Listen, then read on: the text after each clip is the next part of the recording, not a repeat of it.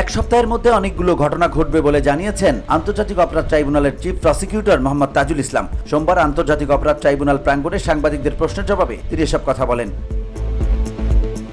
তাজুল ইসলাম বলেন, আওয়ামী সরকারের আমলে আলোচিত গুমের কয়েকটি মামলার তদন্ত রিপোর্ট এক সপ্তাহের মধ্যে দাখিল করা হবে। এটা গতকালই বলে দিয়েছি। খুব শিগগিরই এ সপ্তাহের মধ্যে এটার বেশ অনেকগুলো ঘটনার কথা বলেছি। অনেকগুলো ঘটনা ঘটবে, আপনারা দেখবেন।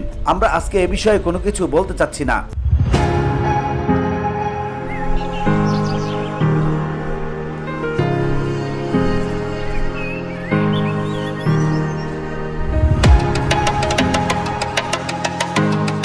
বিচারে দেরি নিয়ে শঙ্কা প্রকাশকারীদের উদ্দেশ্যে তিনি বলেন, এগুলো হলো তাদের জন্য জবাব। তদন্ত চলাকালে যে সময় দরকার ছিল সে সময় পার হয়েছে। তদন্ত প্রতিবেদনগুলো হাতে আসার পর একটার পর একটা ফরমাল চার্জ দাখিল হচ্ছে।